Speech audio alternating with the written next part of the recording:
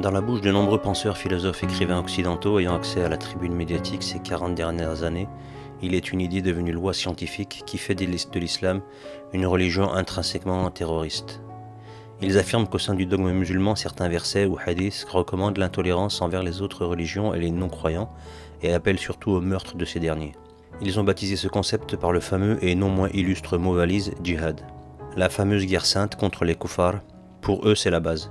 Tout autour gravite un autre islam pratiqué par la majorité des musulmans qui appelle à l'équité, le respect, l'entraide, la justice, etc. Encore que sur ce point beaucoup ne peuvent se résigner à croire en cela, l'islam ne peut être qu'une secte nocive, rétrograde, violente et avide de sang. Mais pour diverses raisons, ils ne peuvent l'affirmer ouvertement, excepté Éric Zemmour, qui est dans ce domaine le pape des islamophobes assumés. Son immunité judaïque lui permet de nombreuses libertés idéologiques qui auraient été fatales pour le commun des goïms. La liberté d'expression prend souvent des raccourcis connus des seuls initiés faisant partie de la tribu. Ils entérinent ainsi à tout jamais le terrorisme comme étant l'essence même de l'islam. À leurs yeux, il est tout à fait courant qu'un musulman pratiquant puisse faire ses 5 prières quotidiennes, jeûner le mois de Ramadan, faire l'aumône aux pauvres, aider son prochain et dessouder à la Kalachnikov des gens en train de prendre un verre à une terrasse d'un café parisien.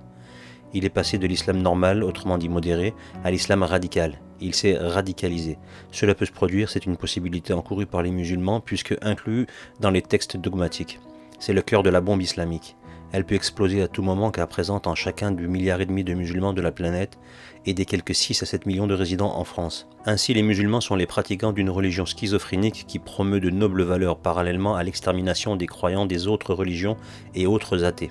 Concrètement, cela peut se traduire par ce qu'ils appellent désormais la radicalisation express. Un adepte de l'islam peut, du jour au lendemain, selon l'interprétation qu'il fait de ces versets belliqueux, basculer du côté obscur de la force contenue dans sa croyance. C'est ce qui la rend encore plus anxiogène à leurs yeux. Cette lancinante incertitude que cela puisse surgir de n'importe où par le biais de n'importe qui, pour n'importe quelle raison les rend malades. Ces penseurs, philosophes, écrivains s'acharnent sans relâche par leur psalmodie littéraire et verbale à transmettre cette angoisse à la population et ils y sont parvenus. Il faudra sans doute le répéter éternellement, l'islam n'a absolument rien à voir avec aucun terrorisme, ni de près ni de loin. Ça c'est la base, ce concept n'existe pas. Alors comment se fait-il que les groupes terroristes islamiques existent? Car ils existent réellement, c'est un fait. Cela ne prouve pas pour autant que l'islam soit terroriste. Une étiquette, un habillage ne fait pas forcément le partisan.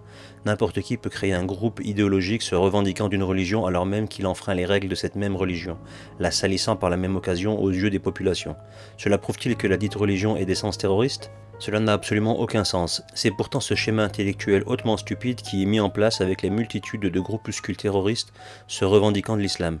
D'Al-Qaïda, Daesh, d'Aqmi à Boko Haram, en passant par Abu Sayyaf, tous sans exception ne sont pas musulmans. Il suffit de voir qui a façonné les idéologies de ces groupuscules qui les a financés. Tous convergent directement ou indirectement vers la première théocratie du Moyen-Orient, à savoir l'Arabie saoudite de culte wahhabite, la secte la plus mortifère de ces derniers siècles dans la région. Les wahhabites ne sont pas musulmans. Leur passe-temps favori consiste justement à tuer des musulmans, tout comme Daesh. Tiens donc. C'est la main gauche du diable qui manipule la marionnette wahhabite. Quant à l'autre main gauche du diable, il n'a pas de main droite, c'est le diable évidemment, elle manipule la deuxième théocratie de la région, l'État imposteur d'Israël. Ils s'habillent des couleurs de l'islam, mais ne le sont pas. Au même titre que la synagogue de Satan, ils se revendiquent juifs, mais ne le sont pas. C'est la mosquée de Satan. Revenons d'abord aux fondamentaux, ces fameux versets belliqueux qui appellent à tuer les mécréants, les polythéistes, enfin tout ce que Zemmour et compagnie s'amusent à vomir via les médias sans jamais avoir personne en face pour porter la contradiction. Il faut bien comprendre que le texte coranique n'a jamais changé, il est resté le même depuis sa rédaction à l'époque du prophète. À la base, il était retenu par cœur et c'est justement ce qui en a fait son inviolabilité tout en étant inscrit sur divers supports, peaux d'animaux, omoplates, de chameaux, parchemins, etc. C'est sous le califat d'Abou Bakr, 2 ans seulement après la mort du prophète et devant la disparition des Sahaba connaissant par cœur le Coran, que le texte coranique est rédigé dans son intégralité dans une même copie. Une fois chose faite, quelques temps plus tard, le texte a été ponctué. C'est un des points que les islamophobes tels que Sami Aldib ou la toute nouvelle recrue des grandes gueules de RMC Majid ou Kacha et autres pervers de bas étage sur lesquels ils se basent pour attaquer sans fondement le Coran et prétendre à sa falsification. En effet, ils affirment que la ponctuation, ainsi ajoutée alors qu'elle était absente initialement, a changé le sens des mots et que le texte en conséquence n'est plus celui révélé au prophète mais une contrefaçon. Ils jubilent en claironnant qu'ils ont réussi à prouver la falsification du livre infalsifiable qu'Allah a pourtant clairement mentionné. Ils ignorent volontairement un point crucial qui démonte leur théorie péremptoire. Ce sont les hafiz, ceux qui apprennent par cœur l'intégralité du Coran. Aux premières heures de l'islam, il n'y avait que des hafiz, avec en parallèle les sourates écrites éparpillées sur différents supports. Lors de la ponctuation de l'arabe, les hafiz étaient là pour donner la bonne prononciation aux mots. Ainsi, la ponctuation correspond à la bonne prononciation et absolument pas à un autre son qui aurait altéré le sens des mots. Il faut bien comprendre que les hafiz du Coran, il y en a toujours eu en tout temps et dans toutes les communautés musulmanes. Même Wikipédia affirme qu'il y a environ 10 millions de hafiz de par le monde actuellement. Chiffre invérifiable mais largement sous-estimé. Le second point d'attaque contre la véracité des versets coraniques se situe dans les supports d'écriture des versets.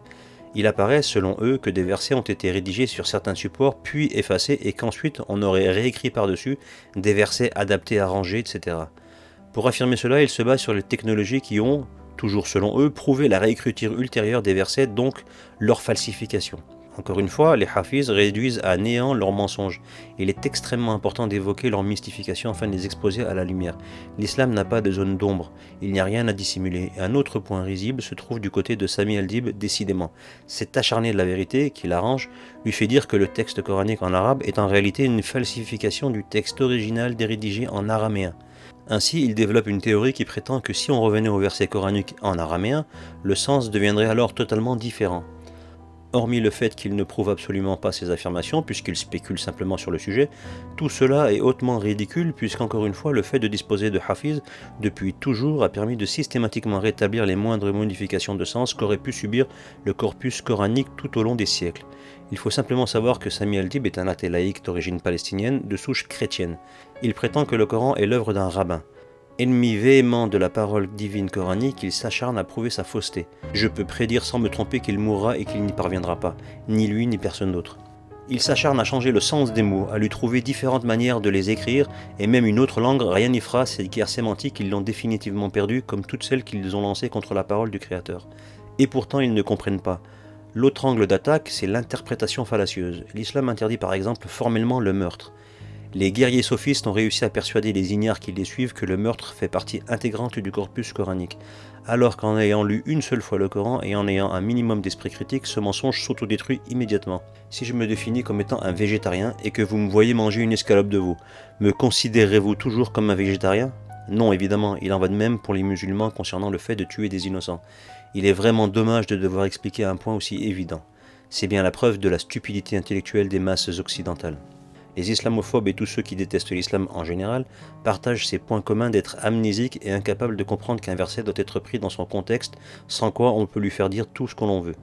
Tous les versets qui parlent de tuer des infidèles mécréants hypocrites font tous référence sans aucune exception à des actes de légitime défense durant des périodes de combat.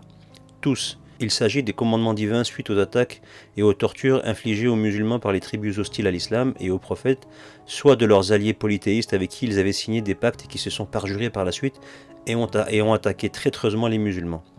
Allah leur a donné dès lors, aux musulmans, le droit de se défendre et de les punir en les tuant comme défini dans les versets. Bien évidemment, tout cela ne peut être perçu que si l'on prend les versets dans leur contexte, c'est-à-dire lire les versets qui précèdent le fameux verset, puis les suivants. Si on se contente du fameux verset « et tuez-les où que vous les rencontriez », ça fait froid dans le dos. C'est justement ce à quoi joue l'islamophobe Jean-Louis Bechter sur le site Poubelle idéologique dans lequel il a posté un tissu d'ânerie ressassant ses fondamentaux du parfait petit ignare de l'islam qui écrit un article comme on pose une pêche dans les toilettes. Ainsi débattre sur l'islam dit guerrier et sanguinaire est d'une inutilité quand on a pris la peine de lire le Coran. Car tous les versets guerriers, sans exception, appellent à une guerre défensive. Cela sous-entend qu'à l'origine, il s'agit d'une réponse à une agression et absolument pas à une attaque première des musulmans. Ces fameux versets belliqueux doivent être pris dans le contexte du Coran, à savoir le moment historique de la révélation, qui sont les personnes désignées et pour quelles raisons le sont-elles.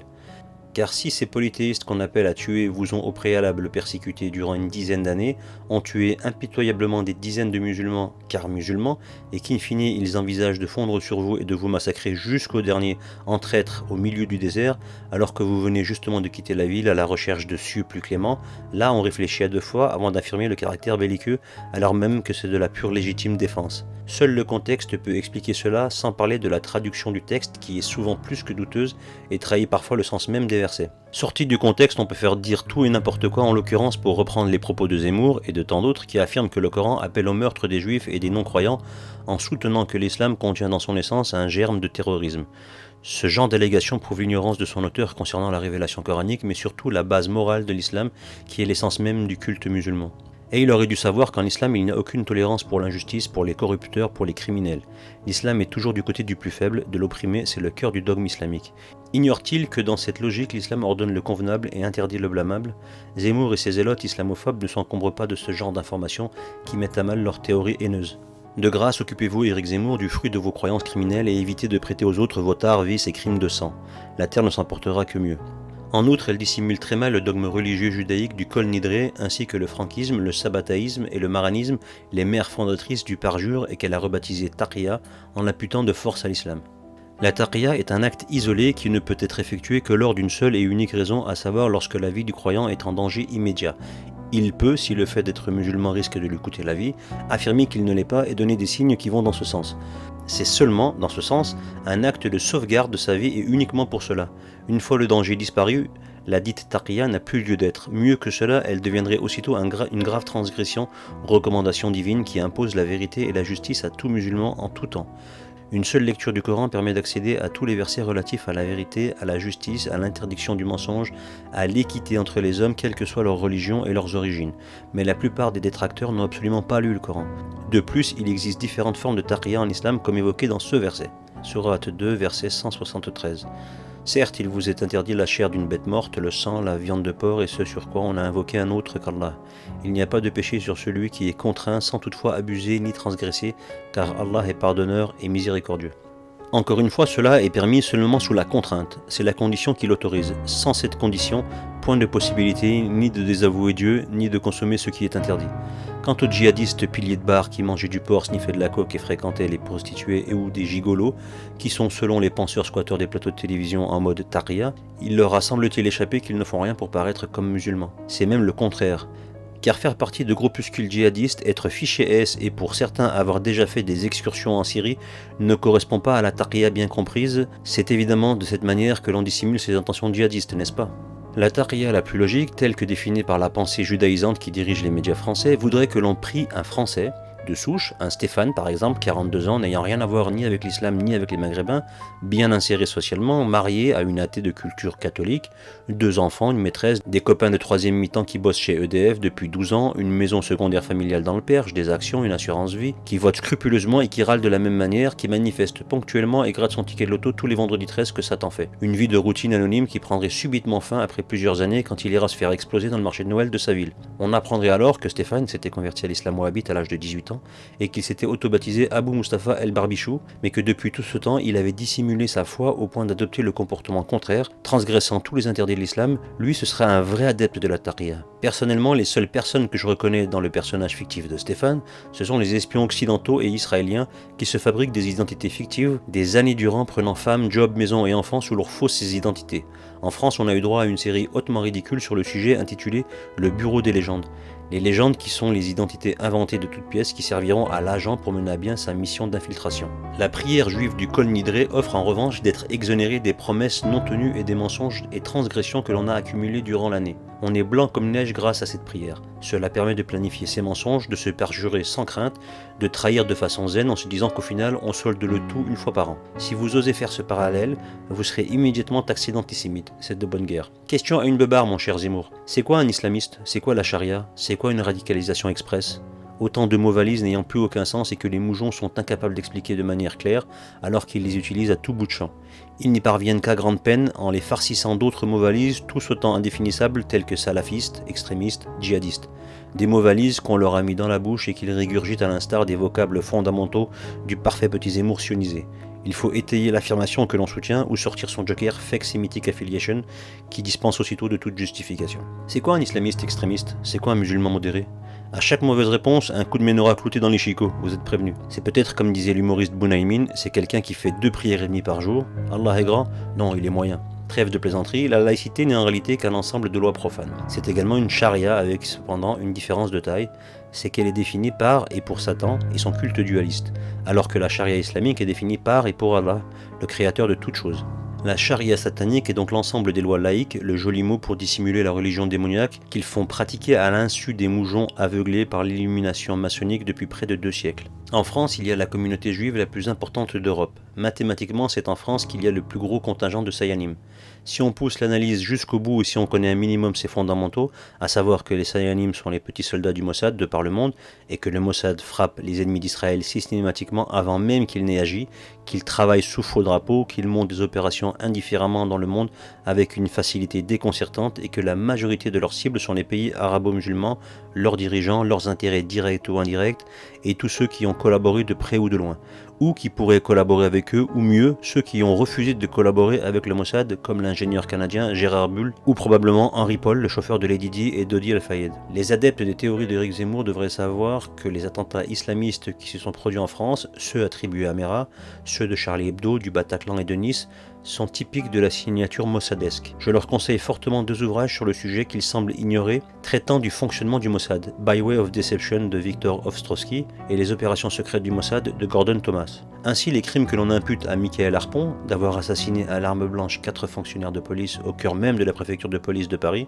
relèvent de la légende mossadesque la plus aboutie. Il faut être un pratiquant aguerri des armes blanches pour parvenir à tuer 4 personnes de cette manière. Il paraît extrêmement difficile pour ce dernier d'avoir pu tuer en 30 minutes 4 fonctionnaires sans que personne n'ait réagi, ni aucun cri entendu, ni attiré l'attention des autres fonctionnaires qui travaillaient dans l'immeuble. Le Mossad utilise dans ses opérations sous faux drapeau plusieurs agents qui opèrent simultanément et de manière fulgurante. La logique mossadesque veut donc qu'il devait y avoir plusieurs tueurs dans les locaux agissant de concert. 2 ou 3 agents expérimentés dans le maniement des armes blanches ont parfaitement pu commettre les crimes de manière rapide en quelques minutes tout au plus, et non 30 minutes comme la version officielle l'affirme. Harpon sera alors jeté en pâture dans la cour de la préfecture où il sera tué par un officier stagiaire à l'instar de Koulibaly menotté qui plonge littéralement sur les agents du GIGN lors de l'assaut de l'hypercachère. Le fait qu'il soit sourd-muet ne lui a pas permis de clamer son innocence des crimes commis. Peut-être a-t-il commis un crime, sûrement, c'est ce qui a permis de lui imputer les assassinats dans leur ensemble, mais l'intégralité reste plus qu'improbable. Cette méthodologie renvoie surtout aux attaques des Twin Towers de New York où les Sayanim et les néoconservateurs au pouvoir aux États-Unis à l'époque avaient laissé faire le Mossad pour une opération sous faux drapeau afin de l'imputer aux musulmans sans savoir l'ampleur qu'allait prendre cet attentat. Ils n'imaginaient probablement pas que les tours de Manhattan allaient être réduites en fumée, ce qui allait choquer et les États-Unis et le monde dans son ensemble et offrirait dans la foulée la possibilité de renvoyer à l'âge de pierre l'Afghanistan mais surtout l'Irak, comme le souhaitait depuis toujours l'État imposteur d'Israël sans que personne n'y trouve à redire. Le saillant Zemmour pourrait nous en dire plus sur l'infiltration de cette 5e colonne au sein de la nation française qu'il chérit tant soi-disant. Faut-il systématiquement rappeler que l'islam est pour le terrorisme ce que l'eau est pour le feu, le premier anéantissant le second, le meurtre, l'injustice, l'oppression ou toute autre forme d'iniquité n'ont aucune place en son sein. Comment se fait-il alors qu'il existe des musulmans qui assassinent à tout bout de champ? Pour comprendre cela, il faut imaginer que l'islam est une main et que depuis plusieurs décennies, on lui a greffé un 6e doigt qui agit de manière totalement contradictoire avec le reste de la main. Le 6e doigt, c'est le wahhabisme. Il appartient techniquement à la main islamique, mais reste plus que jamais un corps étranger associé de force à l'islam au cours des derniers siècles. La greffe n'aurait jamais dû durer aussi longtemps si l'on n'avait pas forcé la main de l'islam à avaler des médicaments anti-rejet. De nos jours, les médias affirment que l'islam comporte en son sein une part de terrorisme et cela passe comme une vérité absolue. Affirmer ce genre de mensonge éhonté ou dire qu'avoir 6 doigts à une main c'est une chose tout à fait normale, quelle différence? La réponse à la question qui permettra d'entrevoir la vérité est de savoir qui est le docteur Frankenstein qui a pratiqué cette greffe diabolique et dans quel but.